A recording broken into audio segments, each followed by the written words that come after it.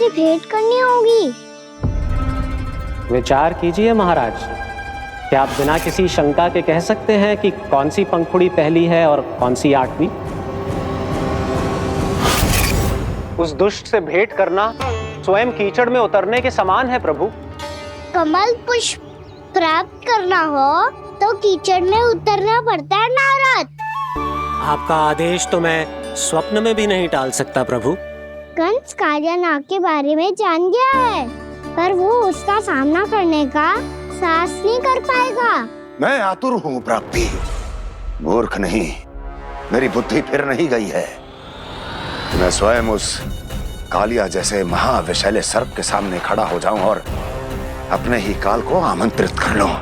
तो फिर अपने लाभ के लिए उसका प्रयोग करने का कोई और उपाय सोचिए स्वामी। कुछ ऐसा कीजिए कि यमुना नदी का पूरा जल विषैला हो जाए और वृंदावन वासी उसका उपयोग करे और आपका काल कहलाने वाला वो बालक स्वयं काल के गाल में चला जाए। उत्तम उत्तम सुझाव है प्राप्ति। अब मुझे उस कालिया तक पहुंचने का मार्ग ढूंढना होगा, उसको विवश करने का कोई उपाय ढूंढना होगा, क्योंकि व्यक्तिगत रूप से उससे भेंट करना असंभव है। असंभव। आप सही कह रहे हैं प्रभु। कंस में उतना सामर्थ्य नहीं कि वो कालिया नाग का सामना स्वयं कर सके।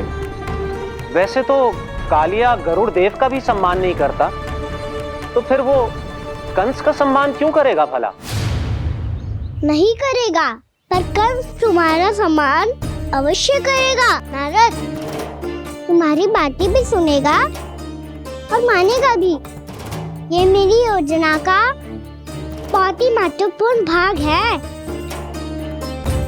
तुम कंस के पास जाओ और कहो कि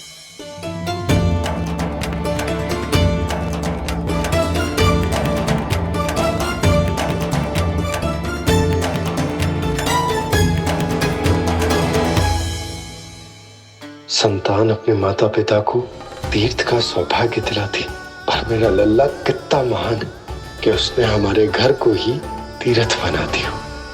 ऐसा तीर्थ जहां मेरी आंखों के सामने भक्त और भगवान का मिलन हो रहा है।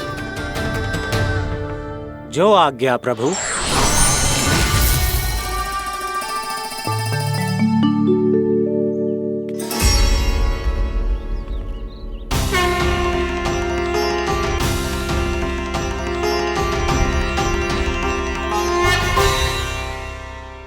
बाबा, कान्हा, ये सब क्या चल रहा है? पहले काक भुसुंडी जी और फिर जे नारद जी। क्या योजना बना रहे हो तुम? कान्हा, बताना लल्ला, क्या सोच रहे तू? कहां देख, अगर तुझे अपने बाबा को ना बताना हो ना, अपने भक्त को बता दे। क्या सोच रहे हो लल्ला? क्या करने वाले हो आप?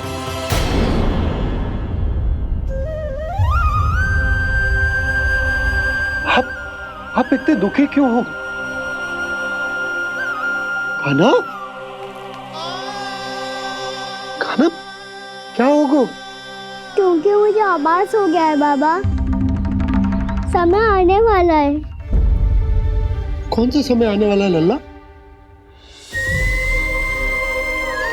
इसीलिए सब कुछ बदलने वाला है। भैया को मेरा सत्य पता चल जाएगा बाबा।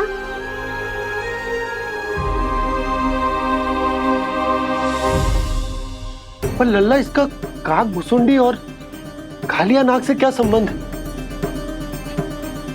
ऐसा क्या हुआ था और क्या होने वाला है?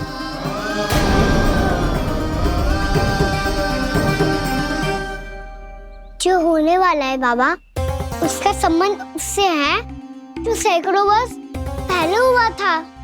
महर्षि भृगु के एक वंशज थे वेद शिरोमणि, जो विंध्याचल की पहाड़ियों में साधना कर रहे थे, तभी वहाँ अश्वसीरा नाम के एक दूसरे मुनि आमंत्रण के बिना ही आ गए। कितना सुंदर और शांतिपूर्ण आश्रम है। यहाँ प्रभु की साधना करने में बहुत आनंद आएगा। शीघ्र ही अश्वसीरा मुनि उपस्थिति के कारण होने वाले व्यवधान से बाध्य होकर वेदसीरा मुनि ने अपनी आंखें खोली। कौन हो तुम और यहाँ क्या कर रहे हो? आपके आश्रम में बहुत शांति है मुनिवर। साधना करने के लिए बहुत ही उत्तम स्थान है ये। मैं चाहता हूँ कि मैं भी यहाँ। आप यहाँ साधना करना चाहते हैं, लेकिन इतना भी नहीं जानते कि किसी के आश्रम में प्रवेश करने से पहले उसकी आज्ञा लेनी चाहिए। आप ये भी नहीं जानते कि यदि कोई यज्ञ कर रहा हो तो बिना अनुमति के वहाँ प्रवेश करने से उसकी यज्ञ साधना भंग हो सकती है। आप क्या साधना करेंगे मुनि? आप तो साधना के योग्य ही नहीं हैं। इतना अपमान! एक मुनि के मुख से इतने कड़वे शब्द शोभा नहीं देते। मैं तुम्हें श्राप देता हूँ, जितनी विषैली तुम्हारी जिह्वा है उतने ही विषैले सर्प बन जाओ तुम। और ऐसा सर्प जो सांस भी ले तो निकट का वातावरण दूषित हो जाए। तुम्हारे इस दुस्साहस के लिए मैं तुम्हें श्राप देता हूँ कि तुम अभी इसी क्षण कौवा बन जाओ, और ऐसा कौवा जो कांव कांव करके अनर्गल प्रलाप करता रहे।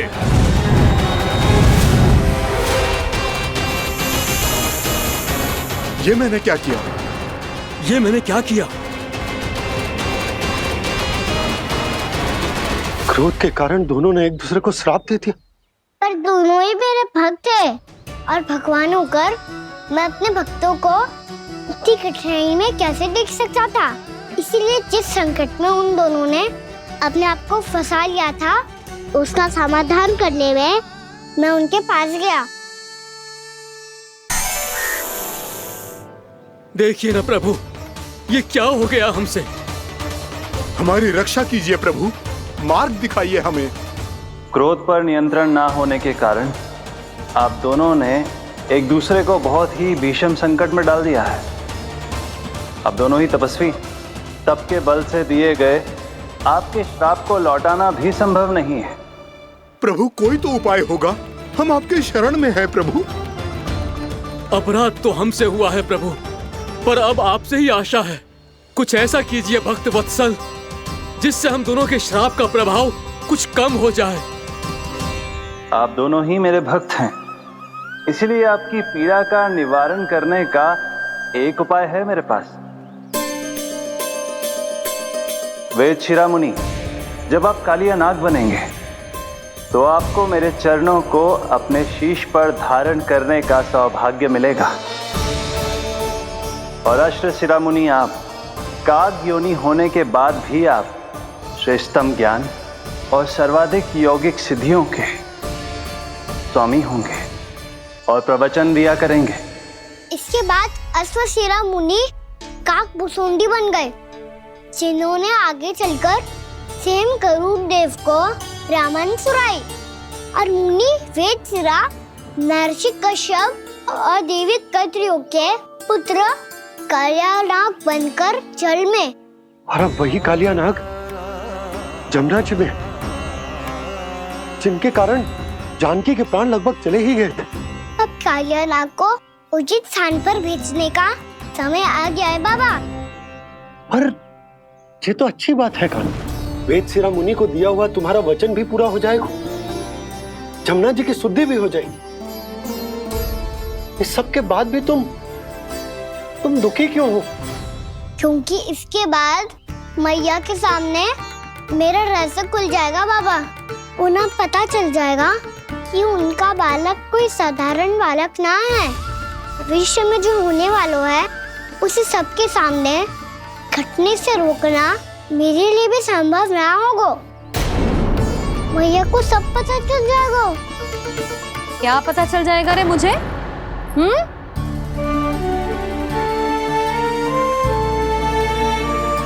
यही कि सबसे अधिक प्रेम मैं आपसे ही करता हूँ। अब बस भी कर, चलो भोजन के लिए बुलाने आई थी तुम दोनों को। भूखा थोड़े ना रहने दूंगी अपने लल्ला को, मेरा लल्ला दुर्बल हो जाएगा ना। आप खिलाओगे तो ही खाऊंगा। हाँ ठीक है, मैं ही खिलाऊंगी।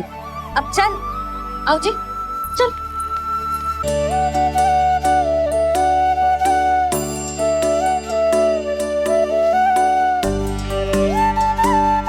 मैया खेलो ना मेरे साथ। मैया सुनो ना, मेरी बात ना मानोगी? अभी बहुत कार्य पड़े लल्ला, देख जानकी को औषधि भी देने जानो है ना। औषधि मैं दे दूंगा, फिर तो खेलोगी ना आप मेरे साथ? पिछले कुछ दिनों से अपनी मैया का अधिक से अधिक प्रेम पाने का प्रयास करो है कान्हा। इसका तो एक ही अर्थ हो सकता कि कछु बहुत बड़ो होने वालों है। कान्हा रुक जा लल्ला। कान्हा क्यों तंग कर रहा है? मैया को पहन लेना। कान्हा, कान्हा, ये क्या करो तूने?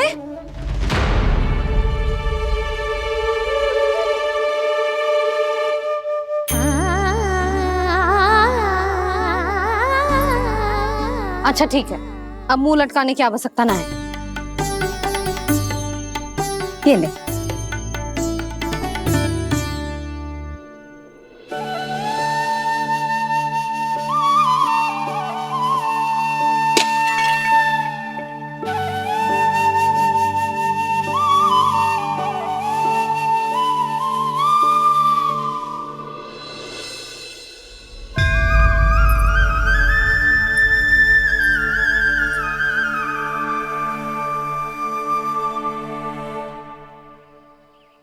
तंग करे मैया को खिजाए, खेले रूठे मनाए,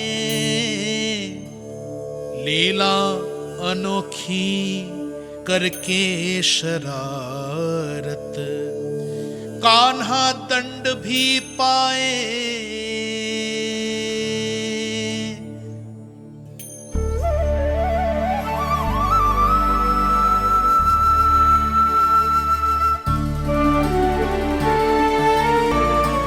रूठना मनाना, खेलना खिलाना, पहले शरारत करके क्रोध दिलाना और फिर क्षमा मांग लेना, ये सब जानबूझकर कर रहे है कान्हा। जैसे जीवन भर के लिए अपनी मैया की ममता को अपने हृदय में समेट कर रखना चाहते हो। कैसे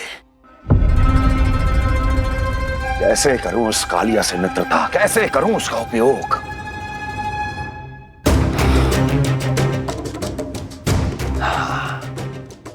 उस पर आक्रमण कर देता और उसे किसी ना किसी तरह से यह विश्वास दिला देता हूं कि यह आक्रमण उस विष्णु अवतार ने किया है। फिर वो क्रोध में आकर सारे वृंदावन वासियों को अपने विष से समाप्त कर देगा। उचित है, ये उचित है। नारायण हरि, नारायण हरि।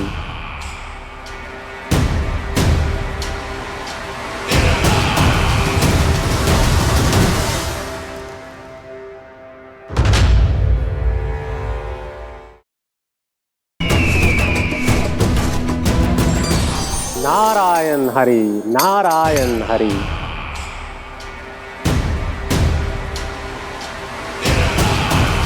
प्रणाम देवर्षि। किस योजना में कितना लाभ है और कितनी हानि, यह आंकलन करते करते थक गए होंगे मथुरा नरेश। देवर्षि, आज मेरा ध्यान कैसे आ गया आपको? आप तो सदैव ही मेरे ध्यान में रहते हैं महाराज कंस। सत्य तो यह है कि मथुरा में जो भी हो रहा है मुझसे छिपा हुआ नहीं है। मैं जानता हूं कि आप किसी भी असुर को वृंदावन क्यों ना भेजें, और वो असुर कितना भी शक्तिशाली क्यों ना हो, कृष्ण का सामना नहीं कर पाता। या तो पराजय स्वीकार करके आपके पास लौट आता है, या तो फिर वीर गति को प्राप्त हो जाता है।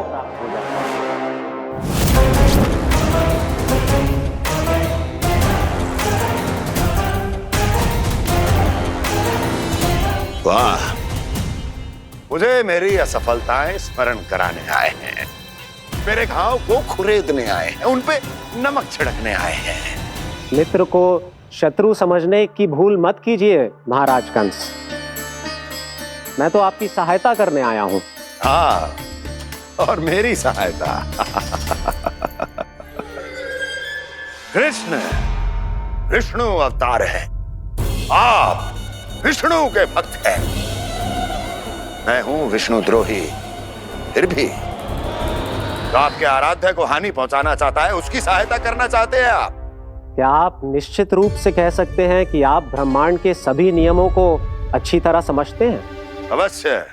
आपके लिए बस इतना ही जानना पर्याप्त होगा कि मैं जो कुछ भी कर रहा हूं उसके लिए मेरे व्यक्तिगत कारण हैं। मैं तो बस आपके हित में पिछली बार की तरह एक सुझाव लेके आया था, पर यदि आप मेरा सुझाव सुनना भी नहीं चाहते तो आपकी इच्छा।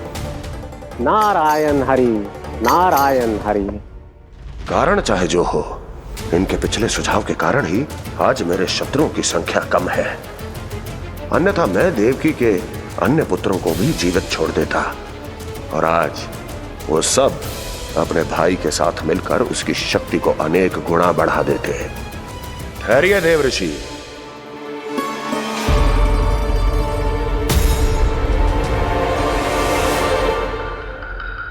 बताइए, क्या सुझाव है आपके पास? मेरे सुझाव का नाम है कालिया नाग।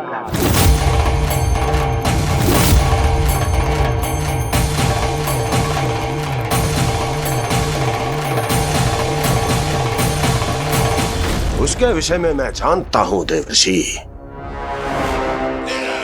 तो समस्या यह है कि मैं स्वयं उससे मिलने नहीं जा सकता, उससे भेंट नहीं कर सकता। उस कृष्ण की हत्या के लिए उसको वृंदावन जाने के लिए तैयार नहीं कर सकता।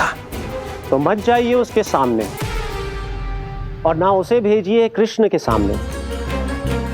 हर बार आप किसी न किसी असुर को अपने शत्रु के क्षेत्र में भेजते हैं, जहां शत्रु उसका सामना करने के लिए पूरी तरह से तैयार होता है और आपका असुर मारा जाता है। इस बार शत्रु को युद्ध स्थल चुनने का अवसर मत दीजिए महाराज।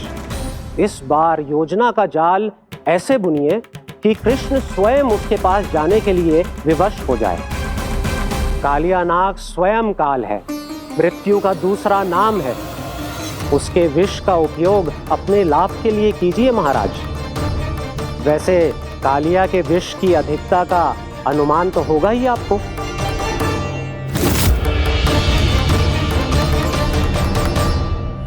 एक बार जो उसके क्षेत्र में पहुंच गया, फिर उसके विष से बचना असंभव है। उचित सुझाव है देवर्षि, उचित सुझाव है। देवर्षि, उस छलिया विष्णु की भक्ति करते करते आप भी उसके रंग ढंग सीख गए हैं। उचित है,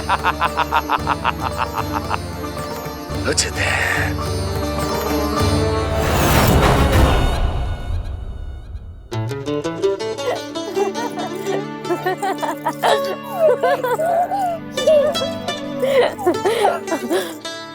बस बस, बहुत आनंद ले लियो लला।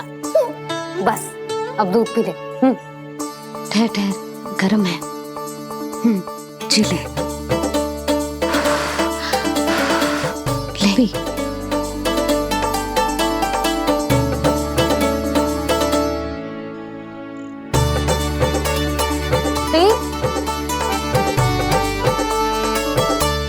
मैं ना होती तो ना जाने क्या हो तो तेरा। अपने आप दूध भी ना पी सकते है, भावला कहीं का।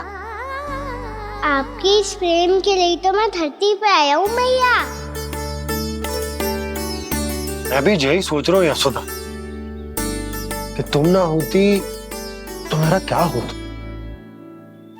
इसी बात पे थोड़ा दूध और कजू खाने को दे दो। अरे मैं तो भूल ही गई। तनिक ठहर जाओ जी, दूध पी लेना तो आपके लिए भी कछु ले आती हूँ।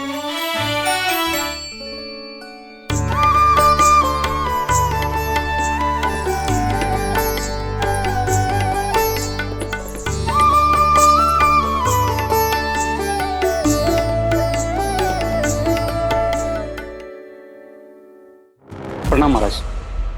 आपकी आज्ञा के अनुसार बिल्कुल वैसा ही पत्र तैयार किया है जैसा आप चाहते थे।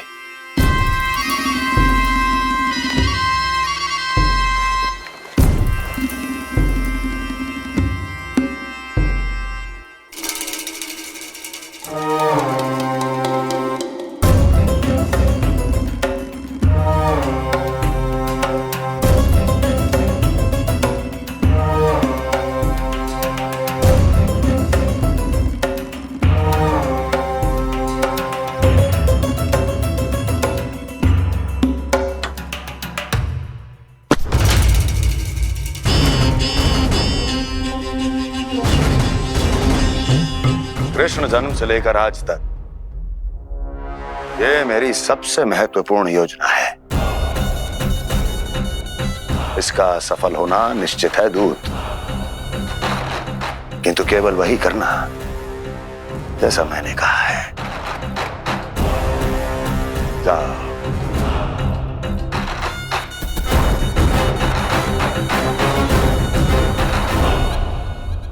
कान्हा,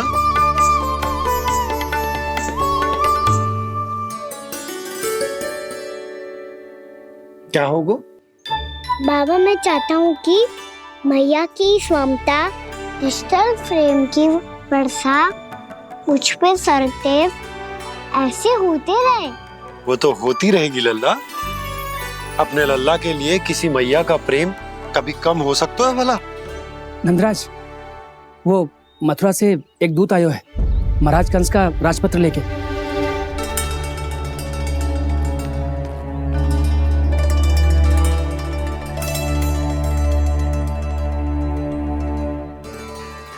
कान्हा, अब क्या करने वाला है? तेरे बाबा कहाँ गए? हाँ?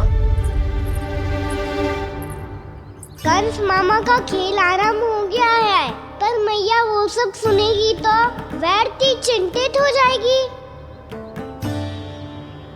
बस थोड़ा बाहर गया मैया, कछु खा लिए से। बाहर इस समय? मैया,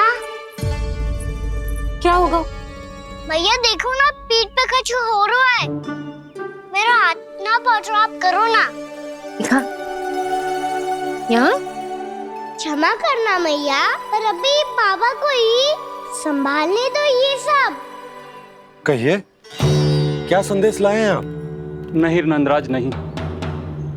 महाराज कंस का आदेश है कि ये संदेश सभी गांव वालों के साथ ही पढ़ा जाए। ठीक है, मैं गांव वालों के सामने पढ़ दूंगा, पर मुझे तो दीजिए पढ़ने के लिए। महाराज की आज्ञा का पालन करना आपके लिए भी आवश्यक है नंदराज। सभी गांव वासियों की सभा बुलाइए। बंसी, सभी गांव वालों की सभा बुलाओ। राजपत्र में ऐसा क्या संदेश भेजो है कंस ने? अब मेरे पत्र को पढ़कर सब भौचक के रह जाएंगे। और वो कृष्ण, उस कृष्ण के पांव के नीचे से तो भूमि खिसक जाएगी, आकाश फट पड़ेगा, बिजलियां गिर जाएंगी। प्राप्ति, ओ प्राप्ति, कंस का पत्र। स्वयं को बहुत अधिक शक्तिशाली समझता है ना वो। अब देखता हूं कैसे वो इस महासंकट का सामना करता है। वो कृष्ण, वो अपनी मृत्यु स्वयं चुनेगा या मृत्यु की वेदी पर चढ़ा देगा प्रिय वृंदावन वासियों को।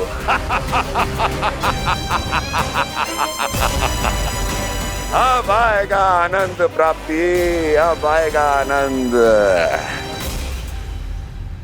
सबको इकट्ठा करवा के ही पढ़वाएगो। अवश्य ही कोई विशेष संदेश दिया होगा कंस ने।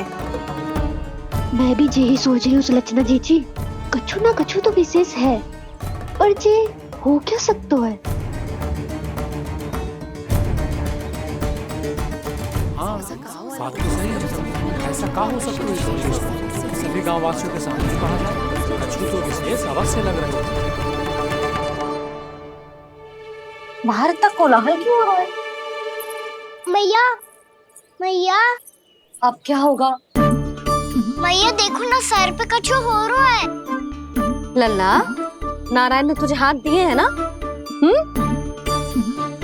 पीठ की बात अन्य थी। अपने सिर की सेवा स्वयं कर। सर पे तो हाथ पहुंच रहा है ना?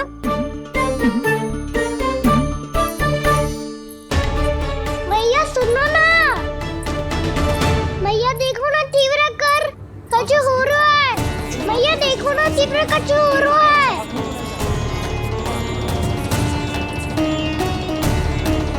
सब लोग आ चुके हैं, अपना संदेश सुनाइए आप।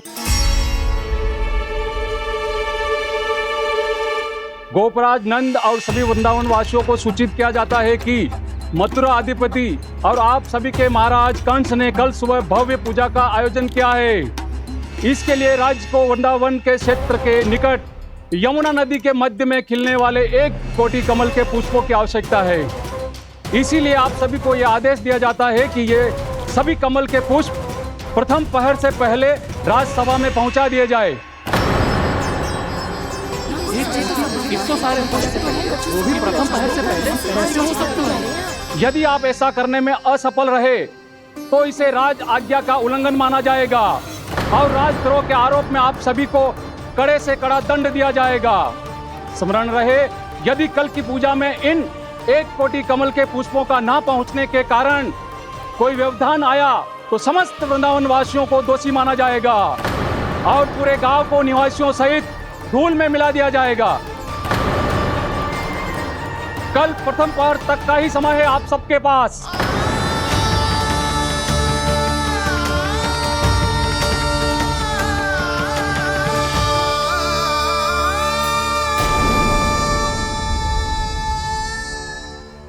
कमल पुष्प, वो भी कल प्रथम प्रहर में?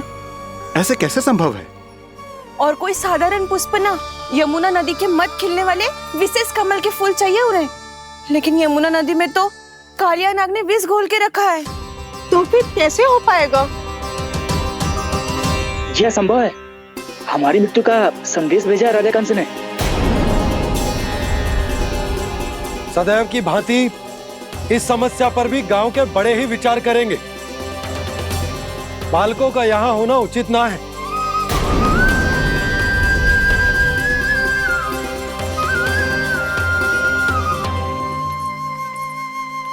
लल्ला, ले जगेंद ले, जा अपने सखाओं के साथ खेल। सुबह उज्जवल, मधुमंगल वसंता, देखो मैया ने क्या दिया है। चलो खेलें, बहुत आनंद आएगा आज।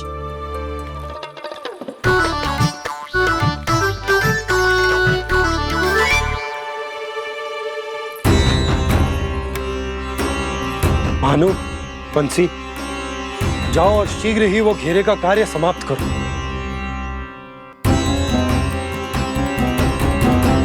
पर कछु ना कछु तो करना पड़ेगा ना। पर हम कर ही क्या सकते हैं? पुष्प लाने को और कोई उपाय है भी तो ना। मैं चला जाऊंगा जमुना जी में। वैसे भी मेरे जीवन के कितने दिन शेष बचे हैं। गांव के लिए, समाज के लिए कुछ करके मरूं, तभी तो शांति मिलेगी। ना काका, यदि आप उस विषैले जल में छलांग लगा भी दोगे, किंतु 1 कोटि कमल पुष्प एकत्रित कर पाना आपके लिए संभव ना है। इससे अच्छा है कि मैं चला जाऊं। यदि मैं मर भी गया तो मेरे पीछे रोने वाला कोई ना है। किसी को कहीं जाने की आवश्यकता ना है।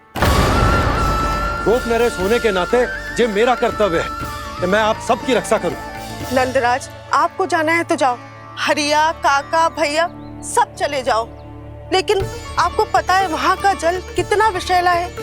आप लोग एक क्षण भी जीवित नहीं रह पाओगे। फिर कैसे इकट्ठा करेंगे 1 कोटि कमल पुष्प? आप बात तो सही कह रही हैं शांति। उस दुष्ट कंस ने ऐसी मांग रख के हम सबको फंसा दिया। हम में से कोई भी क्यों ना चला जाए और इस संकट का समाधान ना निकले को। कान्हा, बताना कौन सा खेल खेलें? गेंद पकड़ खेलते हैं। पर एक बात सुन लो सब, कोई भी तीव्र गति से ना फेंकेगा गेंद को। भैया ने फ्रेम बनाई है मेरे लिए। सब तैयार हो? हाँ।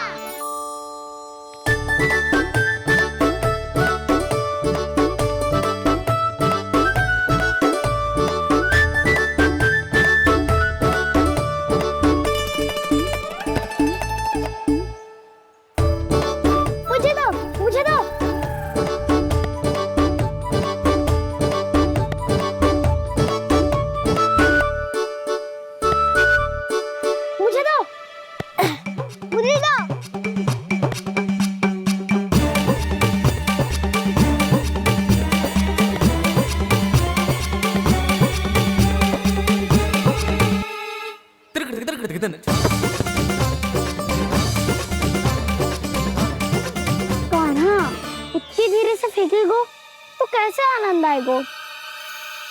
थोड़ा बल लगा के फेंक। हाँ कान्हा, हम अभी बड़े हो गए हैं, तू अब भी छोटे बालकों की तरह फेंक रहे है।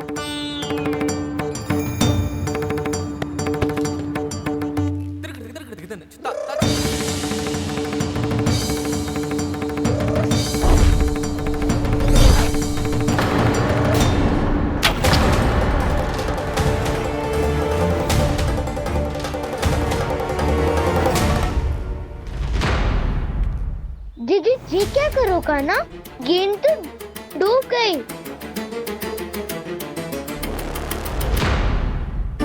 अच्छा, तो ये सब इसकी योजना का भाग था ताकि ये कालिया का सामना कर पाए।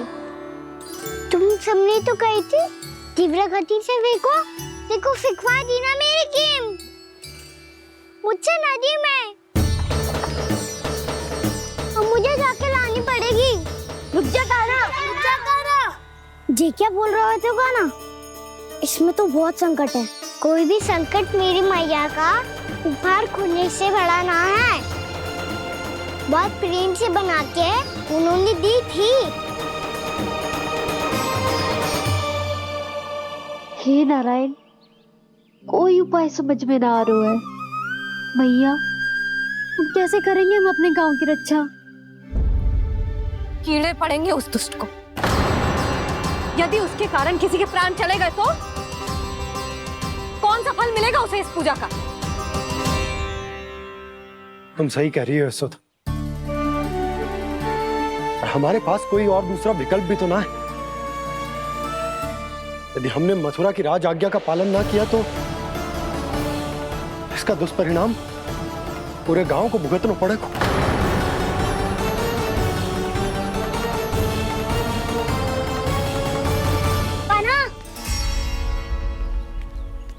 तुम्हें पता है कि तू भगवान है, दिव्य है, बहुत शक्ति है तुझमें, पर फिर भी हम तुझे विषैले जल में ना जाने दे सकते। कुछ होगा तो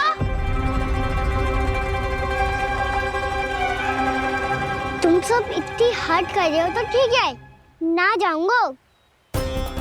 गेंद कहाँ गिरी है, कितनी दूर गई है, ये तो देख लूं, ताकि उसे बाहर निकालने का कोई उपाय ढूंढता हूँ।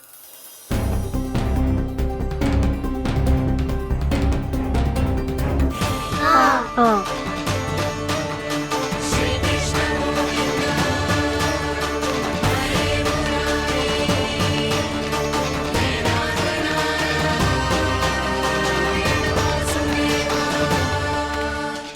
कान्हा की ये लीला तो समझ ही नहीं आ रही।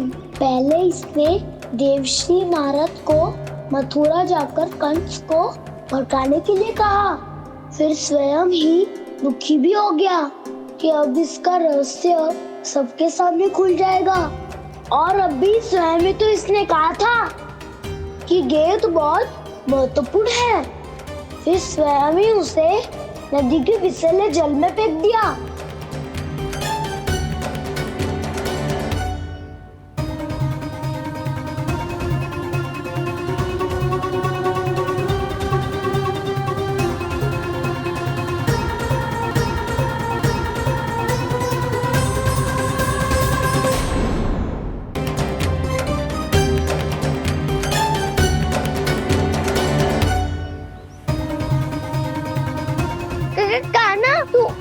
ऊपर क्यों चढ़ रहा है?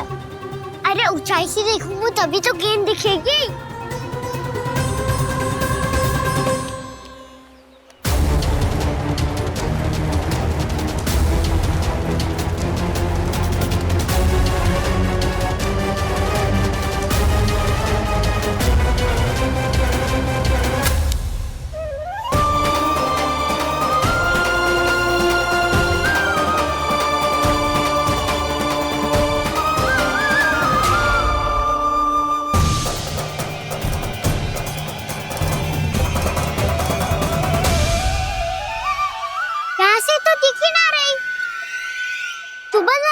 फेंकी थी ना?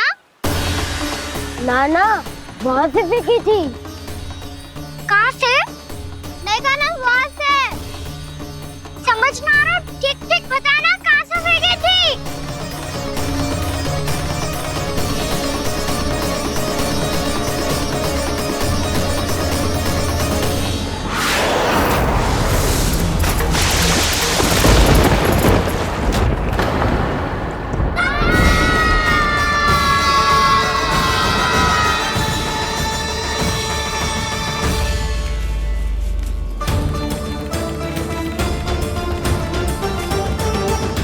कालिया नाग के क्षेत्र में जाकर कोई भी जीवित वापस ना लौट सको।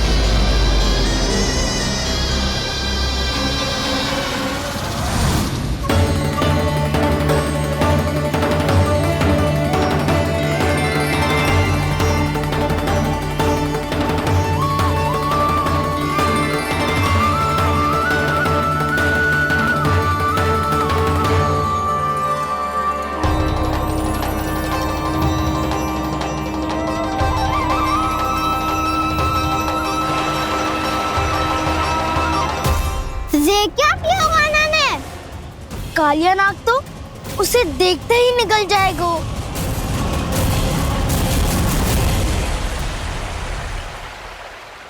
तो आरंभ से अब तक सब कुछ उसकी लीला का ही भाग था।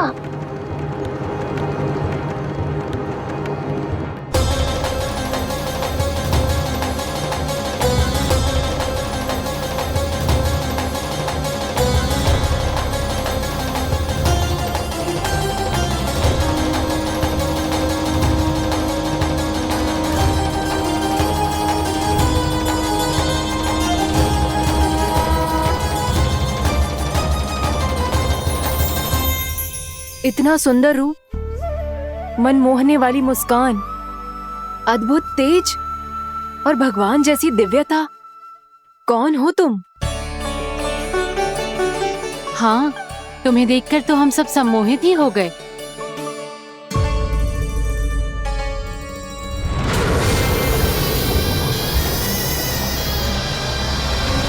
तुम जो भी हो बालक, वापस लौट जाओ। हमारा हृदय तुम्हें ही देखते रहना चाहता है, किंतु यदि हमारे पति जाग गए तो तुम्हें अवश्य हानि पहुंचाएंगे। ये बहुत विषैले है बालक, कालकोट जैसे भयानक। इनके विष से तुम नहीं बच सकोगे। नंदराज, कालिया नाग के विष का प्रभाव बढ़ते ही जा रहा है। पहले 8 कोस तक उसके विष का प्रभाव था, अब तो 1 योजन से अधिक क्षेत्र में फैलो है। जल पीने के प्रयास से अनेक पशु मारे गए हैं और नदी के निकट के वृक्ष और वनस्पति सब नष्ट होने लगे।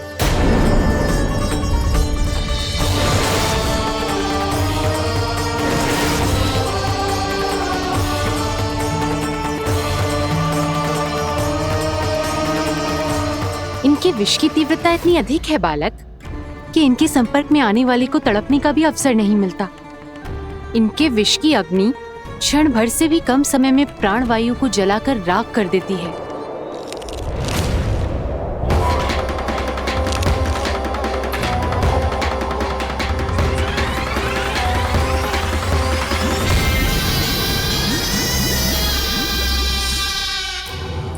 तब तो समस्या और भी गंभीर हो जाएगी। मैंने तो सुनो है कि कालिया नाग कम से कम 2 योजन लंबा है, सैकड़ों फन है उसके।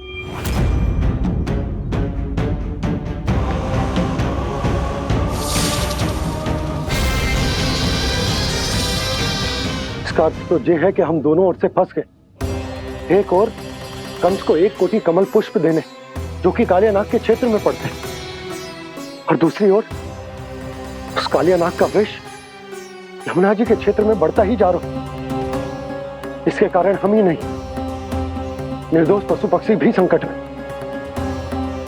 इन दोनों समस्याओं का एक ही समाधान है, उस कालियानाग का सामना करना। और ये ना समझ आ रहा कि हम ये करेंगे कैसे, क्योंकि ये बात साधारण मनुष्य के बस की ना है। हमारे लिए ये असंभव है।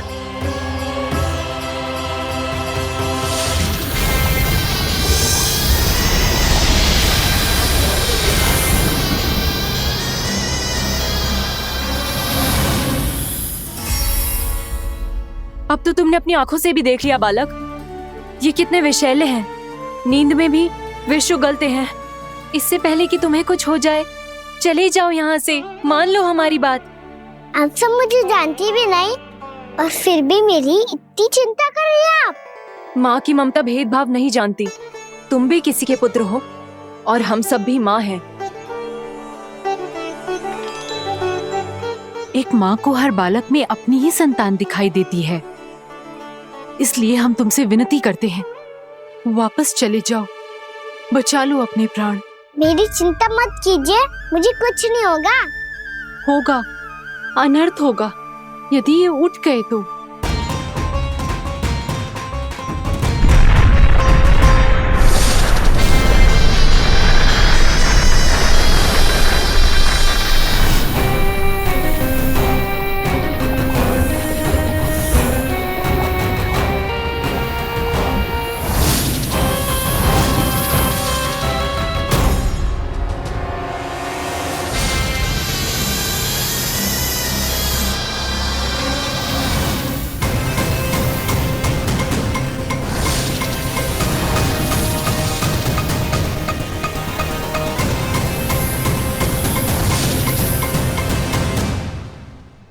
सामने होते हुए भी अपने इश्क को केवल वही देख सकता है जो अपना अभिमान त्याग चुका हो।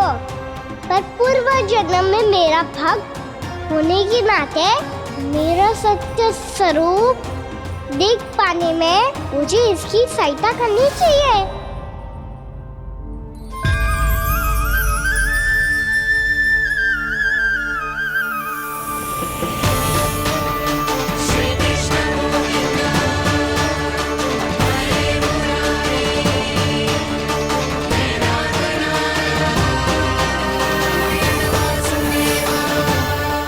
देखो हमारा छोटा सा कान्हा कैसे डट के खड़ा हुआ है, इतने विशालकाय, इतने महाभयंकर सबके सामने।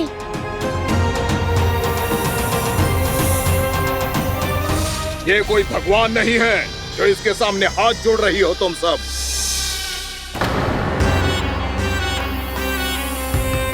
एक सामान्य साधारण बालक है ये, जो ये तक नहीं जानता कि इसके सामने है इसका काल, कालिया।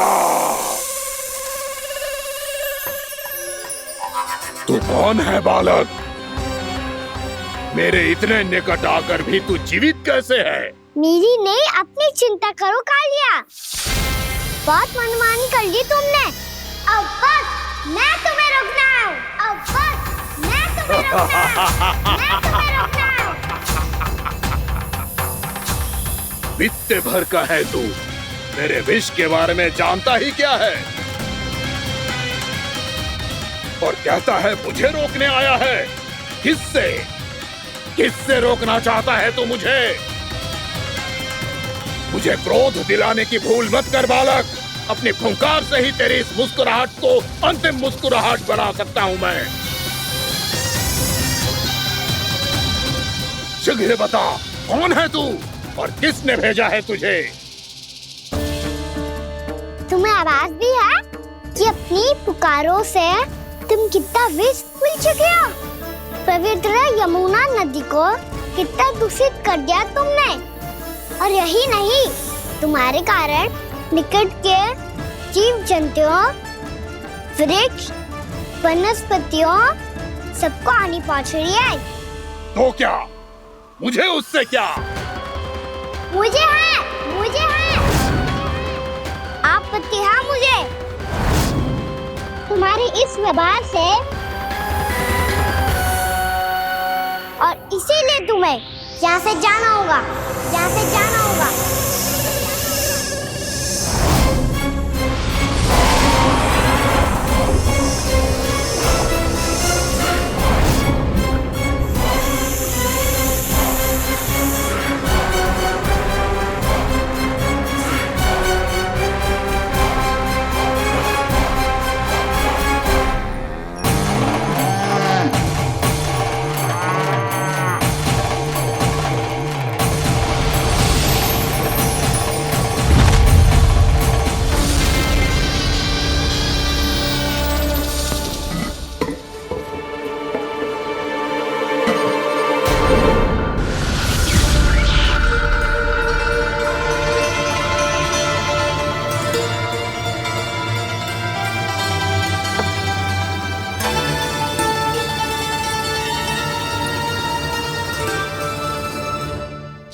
मुझे आदेश देने का साहस भी कैसे किया तूने? इस क्षेत्र को मैंने अपना राज्य बनाया है, मेरा परिवार रहता है यहाँ, और तू मुझे यहाँ से जाने के लिए कह रहा है? हाँ, क्योंकि तुम्हारे यहाँ रहने के कारण अन्य जीवों को हानि हो रही है और मैं ऐसा नहीं होने दे सकता। मैं तो बस वही कर रहा हूँ जो एक सर्प का स्वभाव है। विष फैलाना स्वाभाविक है मेरे लिए, इसलिए मुझे चुनौती मत दे बालक। चुनौती तो मैं दे चुका हूँ कालिया। अब तो बस तुम्हें स्वीकार करनी है।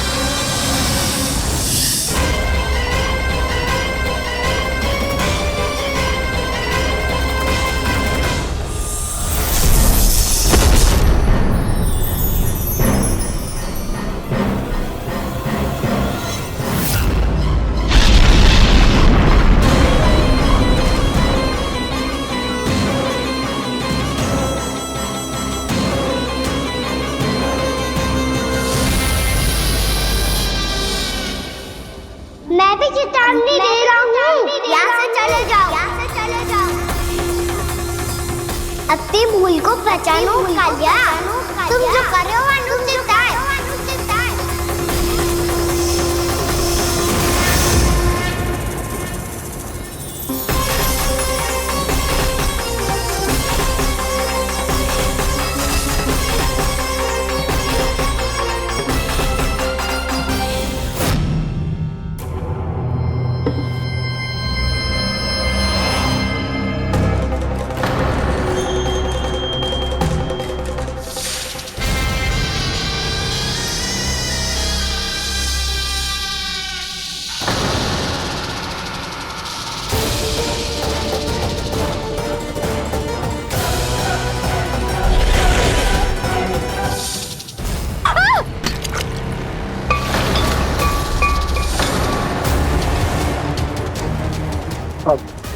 मैं आता हूँ।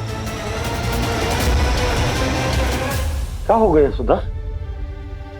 मुझे आवाज हो रहा है जी, कछु ना कछु गड़बड़ है।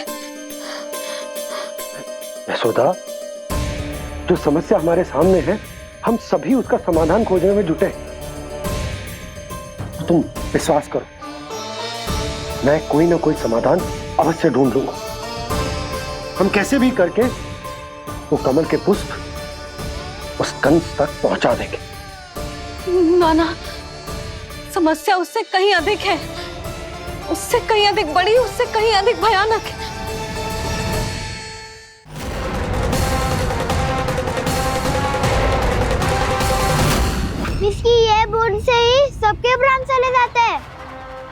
तो विस्की धारियां फेंकी है खाना पे। कान्हा कैसे बच्चे को अधिक विष से? इसका विष तो क्या, ये सर स्वयं भी छू तक नहीं पाएगा हमारे कान्हा को।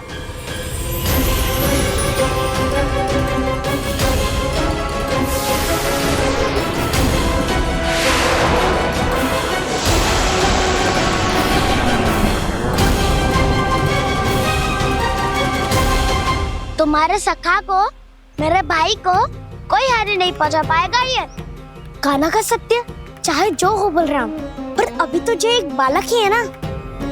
देखो कैसे विष के कारण स्थिर हो गया है।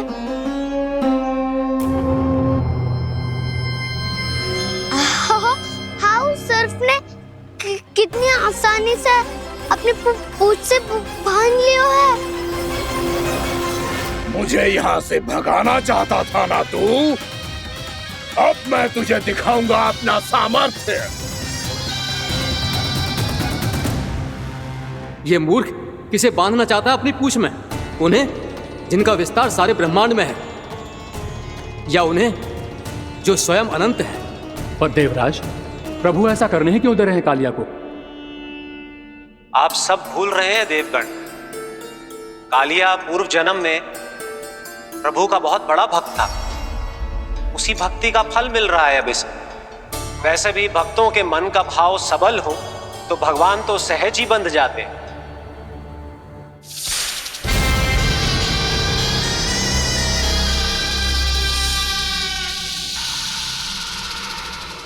बलराम, तुमने ही तो कही थी कान्हा को कछु ना होगो। देखो उस दुष्ट ने चारों ओर से जकड़ लियो है।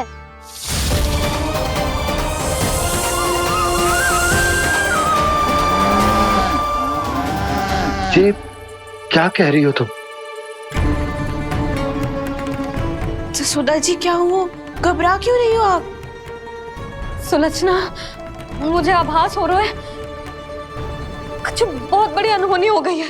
नंदराज, नंदराज, नंदराज!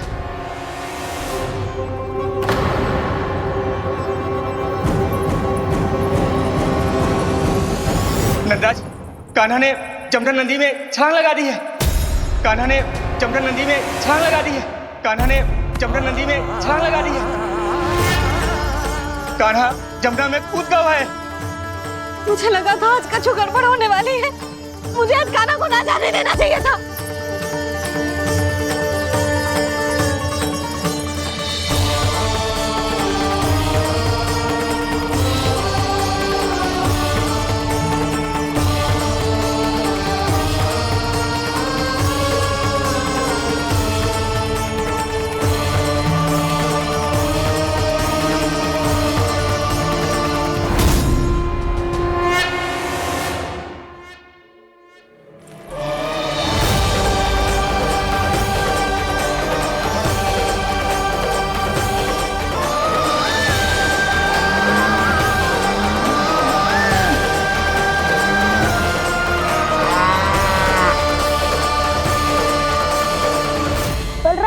कछु करो ना।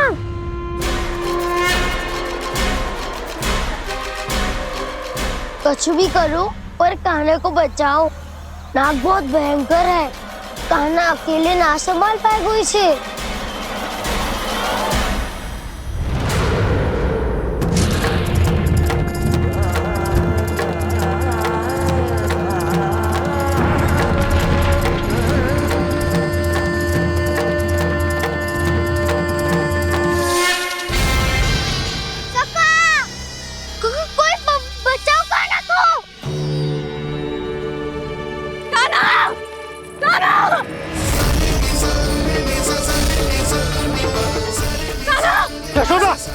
यशोदा रुको।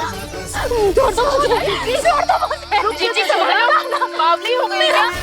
जीजी संभालो। कान्हा, कान्हा।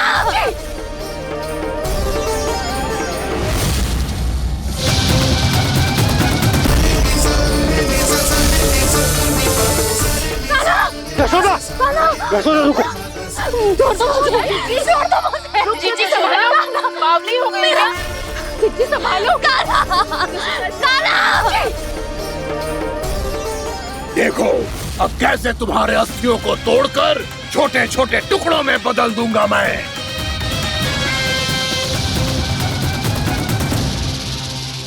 जी आप जाओगी तो आप भी फंस जाओगी। अपने लल्ला के लिए मैं किसी भी संकट का सामना करने के लिए तैयार हूँ। छोड़ो ना यशोदा, हमें कोई और उपाय खोजना पड़ेगा। कोई और उपाय? आप देख ना रही मेरा कान्हा किस दशा में है। कान्हा मैया के वश में नहीं है, नहीं तो ये अपने लल्ला के लिए साक्षात काल का भी सामना कर ले। ये तो केवल कालिया नाग है।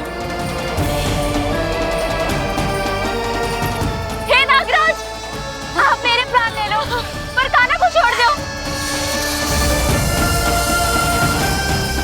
ना नागराज, आप मेरे प्राण ले लो, मैं विरोध भी ना करूंगी।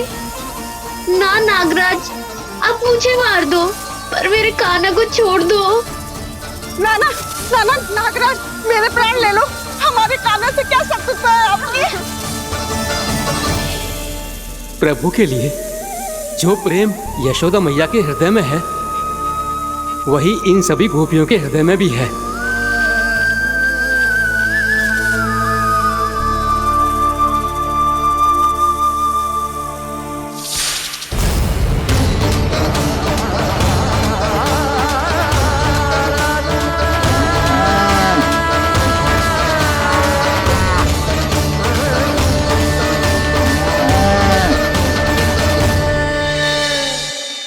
यशोदा, यशोदा,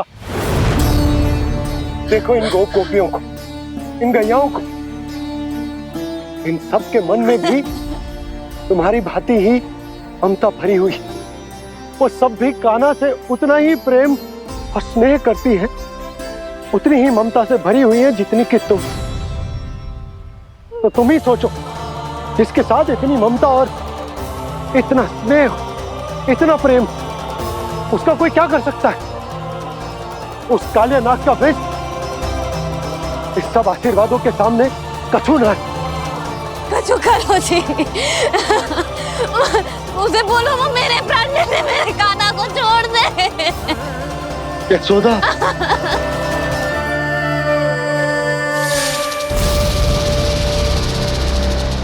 केवल इन्हीं में नहीं देवराज, नाग पत्नियों के हृदय में भी ममता का वही प्रेम उमड़ रहा है। देखिए। मैं आपके हाथ जोड़ती हूँ स्वामी, इस बालक को छोड़ दीजिए। ये अवश्य ही कोई दिव्य आत्मा है स्वामी। हम आपसे विनती करते हैं स्वामी, इस नन्हे बालक को हानि मत पहुंचाइए स्वामी। मेरी पत्नियां मेरे ही शत्रु के लिए विनती कर रही हैं। अब यदि इसके पक्ष में एक शब्द भी कहा तुम सबने, तो मैं इस बालक से पहले तुम सबके प्राण ले लूंगा। हो रहा प्रसन्न नाग कालिया, विजय को निश्चित जान। रोते बिलखते व्याकुल सब, संकट में देख कान्हा के प्राण।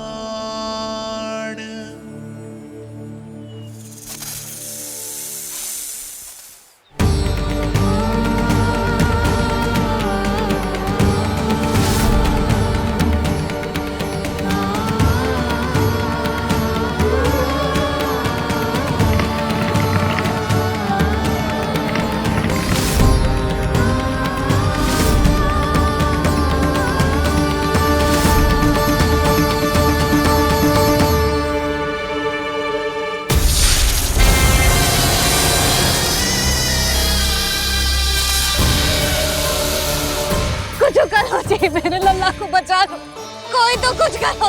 जीजी संभालो यशोदा। यशोदा, यशोदा तुम शांत हो जाओ, मैं कान्हा को वापस लेकर आऊंगा। मैं रक्षा करूंगा उसकी। ना नंदराज, नंदराज नहीं, कम से कम आप तो समझो नंदराज, कालिया के पास आप जाओगे तो आप भी फंस जाओगे।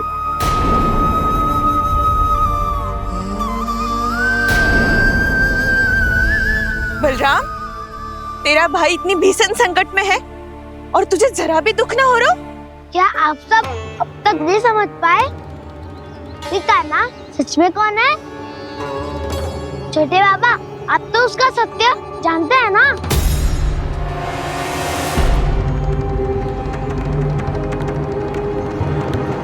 मानता हूँ कि आप सब कान्हा के रहस्य के बारे में नहीं जानते, पर क्या उसके जन्म से आज तक घटी एक से बढ़कर एक विचित्र घटनाओं को भी भूल गए हैं आप सब? भूल गए हैं कि कैसी पूतना जैसी राक्षसी उसका कुछ बिगाड़ नहीं पाई, कैसे तरनावती जैसा भयानक राक्षस उसे एक खरोच भी नहीं दे पाया था।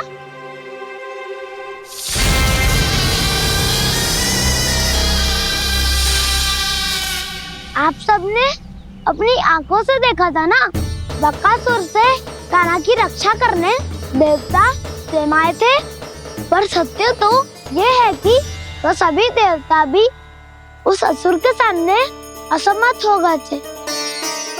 तब कान्हा ने बहुत ही आसानी से उस भयंकर असुर का वध किया था, एक ही बार में धराशायी कर दिया था उसे।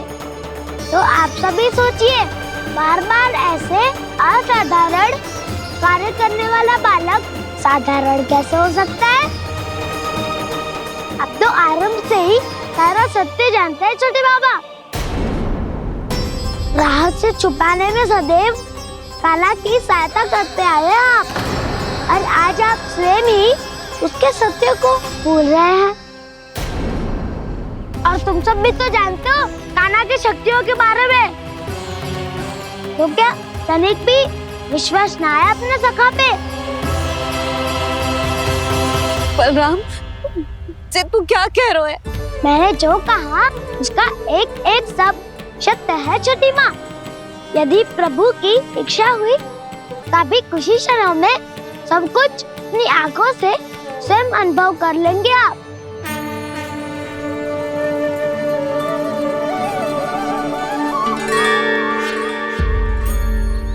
शांताकारं भुजगशयनं पद्मनाभं सुरेशं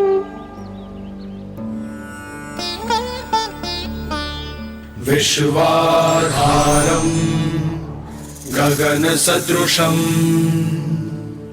मेघवर्णं शुभांगं लक्ष्मीकान्तं कमलनयनं योगी वीरध्यानगम्यं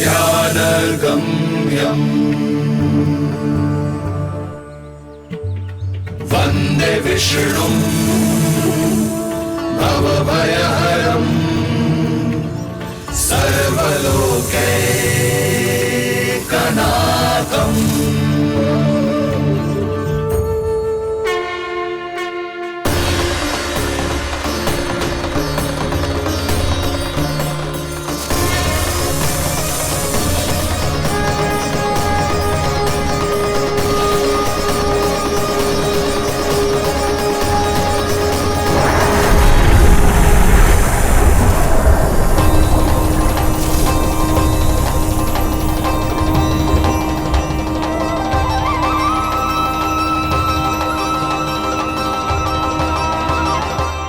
तुझे क्या लगता है बालक कि तू मेरी जगत से निकल गया तो अब बच जाएगा तू?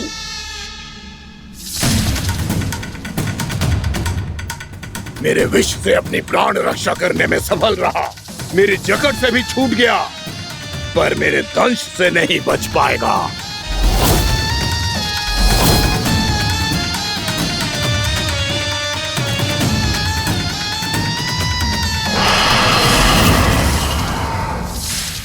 अब भय से भाग रहा है, पर मैं तुझे मृत्यु देकर रहूंगा।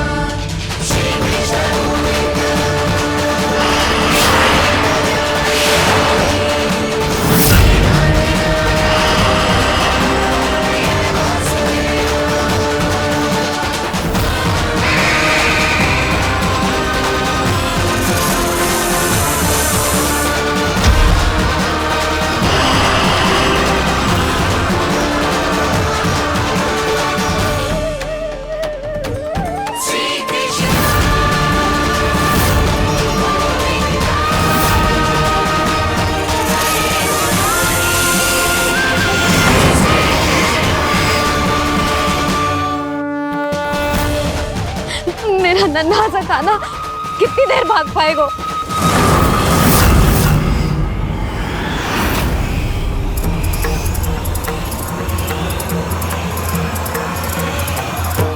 और कितनी प्रतीक्षा करोगे मेरी भक्त कालिया? भक्त नहीं, काल हूँ मैं तेरा। जब अहंकार का मुकुट बुद्धि को ढक लेता है तो भक्त अपने भगवान को भी नहीं पहचान पाता।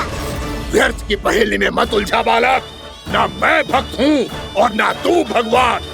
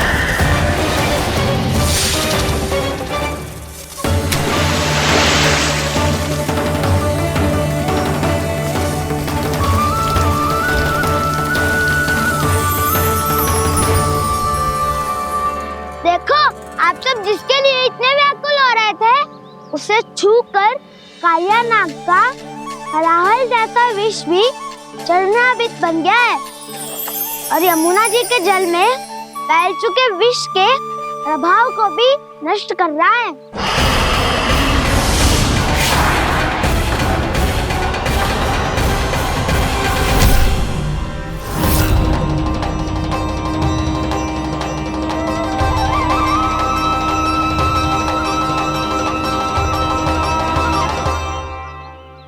धर्म रक्षक अधर्म विनाशक प्रभु श्री कृष्ण का कौशल सचमुच अद्वितीय है। नारायण नारायण।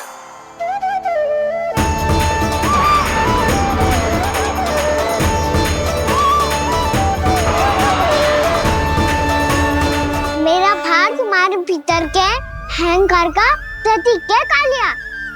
अब तुम्हारा अहंकार, तुम्हारा अनपान मेरे पाँव के नीचे है और तुम्हारी पूंछ अर्थात तुम्हारे प्राण मेरे हाथ में। अब तुम क्या करोगे भक्त?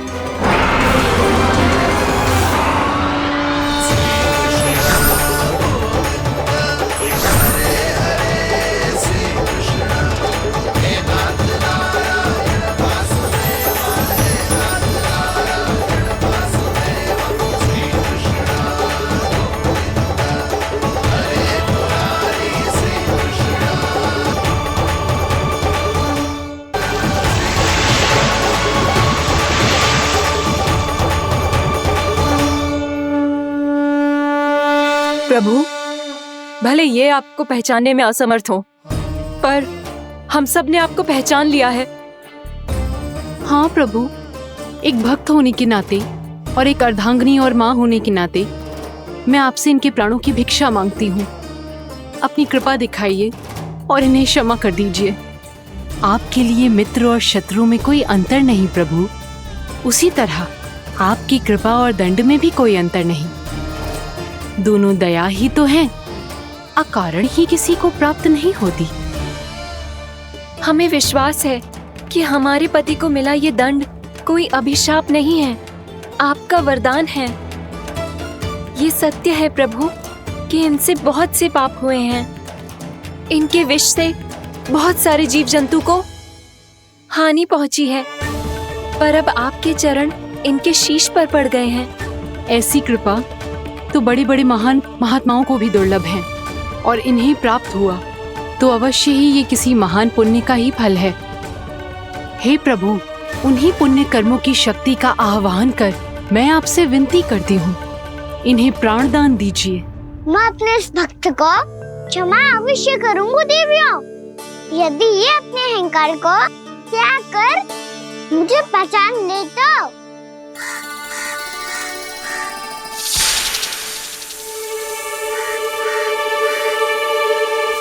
मैं तुम्हें श्राप देता हूँ, जितनी विषैली तुम्हारी जिह्वा है उतने ही विषैले सर्प बन जाओ तुम।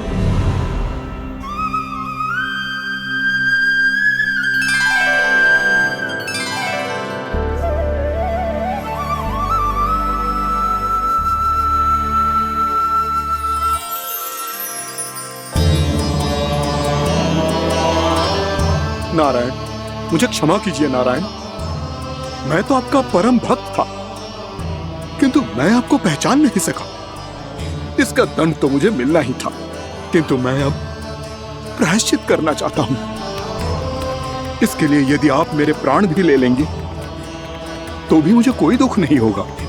मैं अपना जीवन, मृत्यु और अपना अस्तित्व सब कुछ आपको समर्पित करता हूं। मैं तुम्हारे क्रोध के कारण श्राप मिला, जिसे विशाल सर्प के रूप में तुम्हारा जन्म हुआ, और सर्प का तो स्वभाव है विष फैलाना, इसीलिए तुम्हें दंड नहीं दूंगा। मैं सिर्फ सभी अपराधों का पश्चाताप कर लिया, इसीलिए मैं तुम्हें क्षमा करता हूँ कालिया।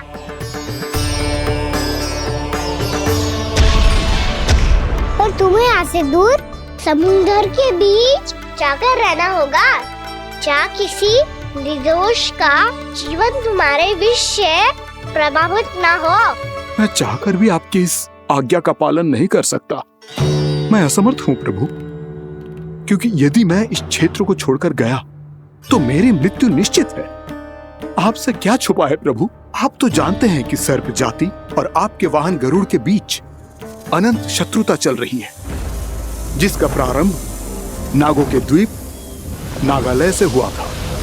उस द्वीप पर छोटे जीवों को निगल जाने के लिए सर्प थे, और गरुड़ को सर्पों का स्वाद बहुत प्रिय था, इसलिए वो बार बार नागद्वीप जाने लगा था। पर इस कारण पूरी सर्प जाति उससे आतंकित हो गई थी, इसलिए जब भी गरुड़ वहाँ पहुँचता तो सभी सर्प छिपने लगते। जब गरुड़ को इसका आभास हुआ तो उसे बड़ा क्रोध आया, और वो उत्तेजना में भरकर सर्पों का शिकार करने लगा। भूख ना होने पर भी उन्हें मारने लगा। अब सर्पों के प्राण हरना उसके लिए खेल बन गया था।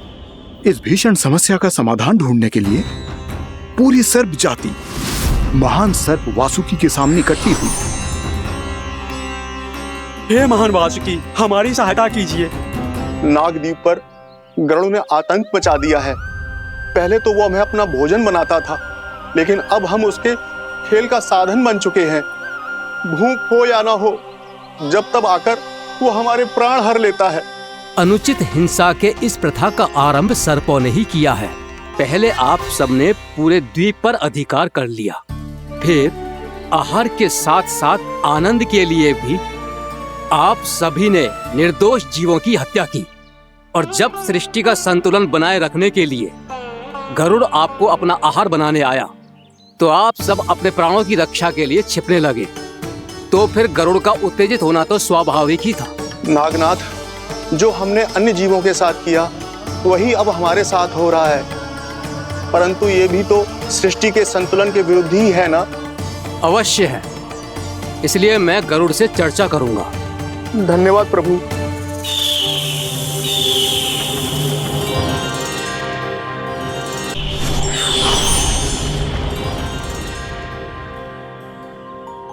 श्री नारायण के वाहन पक्षीराज गरुड़, मैं संपूर्ण सर्प जाति की ओर से आपसे एक निवेदन करने आया हूँ। कहिए, क्या कहना चाहते हैं आप? हे पक्षीराज, यदि आप हम पर ऐसे ही आक्रमण करते रहे तो शीघ्र ही हमारी प्रजाति समाप्त हो जाएगी। इसीलिए हमारी आपसे विनती है, यदि आप उचित समझें तो सर्पों के किसी एक घर से हम आपको एक सर्प प्रतिदिन अर्पित करेंगे। आप उसको आहार बनाइए और अन्य सर्पों को जीवित रहने का अधिकार दीजिए। मुझे स्वीकार है। तब से प्रतिदिन किसी एक घर से एक सर्प गरुड़ के भोजन के लिए भेजा जाने लगा। समय के साथ मेरे घर की भी बारी आई, परंतु मैंने एक बहुत बड़ी भूल कर दी। समय आ गया है स्वामी, आज गरुड़ के आहार के लिए इसे चुना गया है। कौन है यह गरुड़ और क्यों दूं मैं इसे कोई भेंट? स्वामी, सभी सर्प राज्यों और गरुड़ के बीच में यही समझौता हुआ है, हमें इसका सम्मान करना ही होगा। मैंने कोई समझौता नहीं किया, मैंने कोई वचन नहीं दिया और ना ही मैं किसी गरुड़ से भयभीत होता हूँ। यदि इस राज्य में किसी को सर्पों को अपना आहार बनाने का अधिकार है तो वो केवल मुझे है। अब से गरुड़ को दी जाने वाली हर भेंट मुझे दी जाएगी, महाविषधारी महान नागराज कालिया को। यह और कुछ नहीं, मेरा अभिमान था प्रभु, और यह मेरे इस जन्म की सबसे बड़ी भूल थी, क्योंकि फिर जब गरुड़ को इस बारे में पता चला तो। कालिया, अभिमान में आकर तूने अपने काल को ललकारा है। जिस कालिया के नाम में ही काल छिपा है, तू उसे ललकारने का दुस्साहस कर रहा है गरुड़। स्वयं को भगवान विष्णु का वाहन कहता है तो वाहन का ही कर्म कर। स्मरण रख, इस धरती के सर्वश्रेष्ठ योद्धाओं के लिए भी मैं मृत्यु का दूत हूँ। विनाश काले विपरीत बुद्धि। तो जैसे मूर्ख सदा इस युक्ति को सार्थक करते आए हैं, अपने विनाश को आमंत्रण किया है तो अब भोग।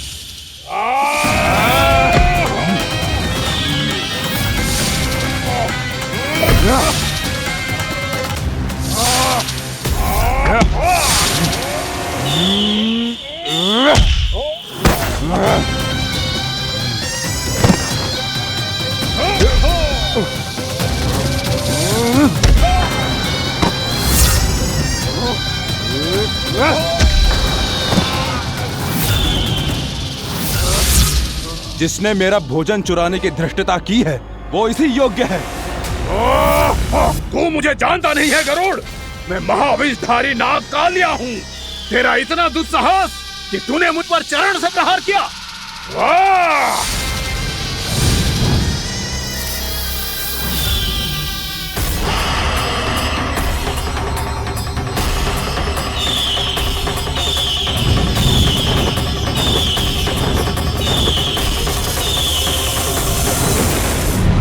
मैं अपने अभिमान में भूल गया था कि गरुड़ मुझसे कहीं अधिक शक्तिशाली है। इसलिए अपने प्राणों की रक्षा करने के लिए मैं एक स्थान से दूसरे स्थान भागने लगा। नदियां, पर्वत, यहां तक कि मैंने सागर भी लांघ डाला, पर मैं जहां भी जाता गरुड़ के रूप में मेरा काल वहीं आ जाता। इसीलिए मृत्यु की आशंका से भयभीत होकर मैं अपने बड़े भाई मां कद्रू के प्रथम पुत्र अनंत शेषनाग से राय लेने चला गया। भैया, मैं यहां आपसे आपकी सहायता लेने आया हूं। मेरी एक छोटी सी भूल के कारण यह गरुड़ मेरा पीछा कर रहा है, मुझे हर समय हर स्थान पे ढूंढते रहता है। यदि उसने मुझे ढूंढ लिया तो वो निश्चित ही मेरे प्राण ले लेगा। मुझे कोई ऐसा स्थान बताइए जहां मैं अपनी पत्नी और अपनी संतानों के साथ शांति से रह सकूं। तुम यमुना नदी के किनारे वृंदावन क्षेत्र में जाके वास करो कालिया। गरुड़ वहां प्रवेश नहीं कर सकता क्योंकि उसे ऋषि सोबरी का श्राप मिला हुआ है।